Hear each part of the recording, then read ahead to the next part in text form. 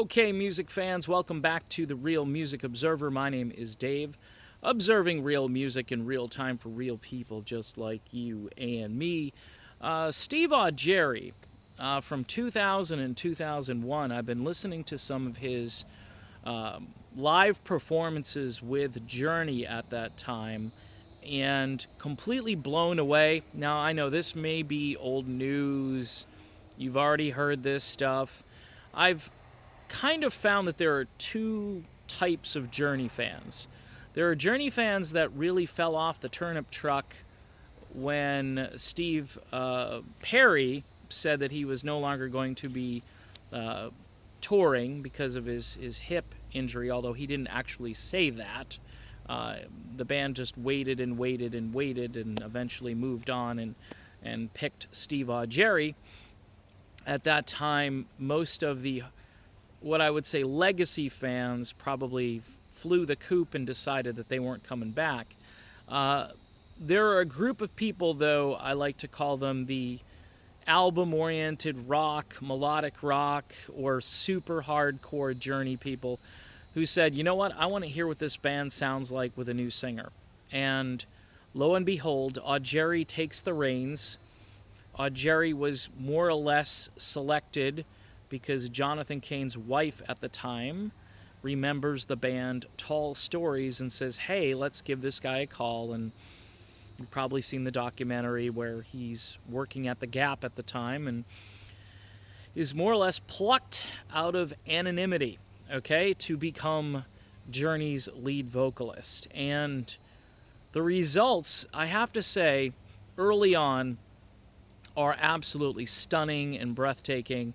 And I'm learning that you can't even compare anyone to Steve Perry.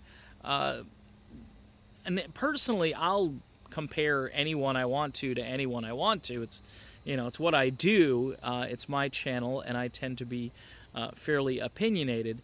But hearing some of this live music from 2000 and 2001, I'm just completely blown away by Steve Augeri. The poor guy obviously got his vocal cords toasted because he was in this band too long and they toured too hard. And this, by the way, goes back to a video I did a long time ago wondering about how the set list could have been manipulated to hurt Arnel Pineda in his ability to sing, because he's kind of in the same boat. He's not as bad as Augeri.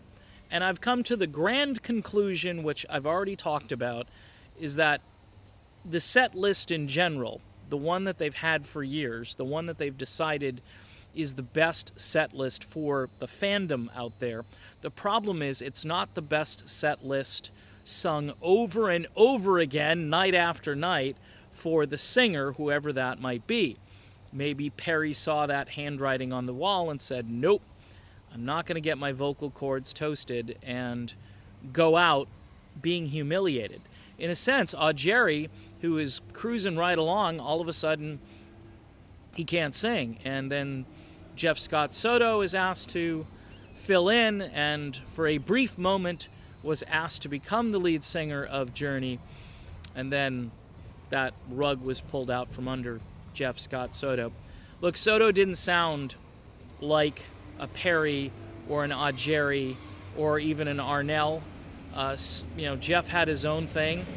Jeff was like the Sammy Hagar, okay, coming in to make the band maybe sound different down the road, but to be able to sing all of the legacy music and so forth, which, for good or bad, I think that was probably going to be a good strategy moving forward. It just never materialized because, well, let's just be honest, they bailed on Jeff and they got Arnel. And Arnel is, he's fallen victim to the same stuff that poor Steve Augeri has fallen victim to, except Arnel is a bit younger, and I think for the time being, as long as they don't, do this night after night touring, he might survive a little bit longer, but I'm not really confident that that's going to be the case. I just think going back and comparing Steve Augeri to Steve Perry, when Augeri first was on the scene performing with Journey, you're going to find that your ears will just say, whoa, this guy had amazing talent. He did everything they asked him to do and more. And to top it all off, he is one of the nicest people you're going to find in the music industry, bar none. He's out on tour, like I said, Steve Augeri Band. Go see him for two reasons. One is that he's a legend, okay? That's number one. Number two is even though his voice is probably at about 50 or 60% of where it was, and I've got mixed feelings. I've listened to some audio of him, and he starts off well, and then things kind of go downhill. And then there are other times where it seems as though the whole thing is just, it's off. And then there are other times where I think he manages to get through it and sound fairly decent. He's got a fantastic band with him. And I just think if you're in the neighborhood where Steve Augeri is performing, you really ought to go see him. Because in 2000, for my money, he was as good as Steve Perry. Ugh, I know. It's backlash time, right? Look, people, it's a tough go for me to say something like that because I know I'm going to get a lot of feedback, and it's not all going to be positive. But each singer has their own thing, but quite honestly, Steve Augeri was the perfect fit for this band. I love Dean Castronova these days. He's the only guy with a voice left, and he sounds more like Perry than any mainstream guy on the scene. There are some tribute bands out there that I've talked about where the singers are probably even closer than Dean. We'll say that. I can say that with a lot of confidence, actually. But as far as mainstream singers, people that have recorded for major record labels and recorded their own material, there's nobody on planet Earth that I can think of that was better for the job than Steve Augeri. And that includes Arnell, by the way. So take it for what it's worth. It was a great transition. If you listen to the music that was happening in '98 with the Armageddon soundtrack, and then the masterfully wonderful album Arrival, which you really should listen to.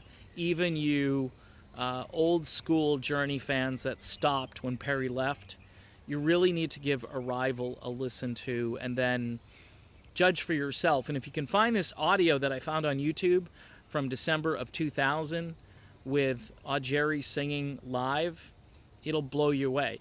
And I know there is a concert out there that I think you can get on Quello or Netflix or one of those places. It's a full concert with Steve Augeri as lead singer of Journey. And for my money, it's one of the best shows you'll watch with any singer with Journey. And that includes Perry. Now, look, is it as good as Houston 81? Nope. Nothing is as good as Houston 81. But this is as good as you're going to get for any post-Perry vocalist. And you may disagree with that, but I think his tone, his stage presence, and the fact that he is just one of the nicest guys on planet Earth, to me, makes it a complete package. So that's it. I'm just talking about Steve Augeri today, and I think Steve Augeri rocks. I will talk to you soon. Take care.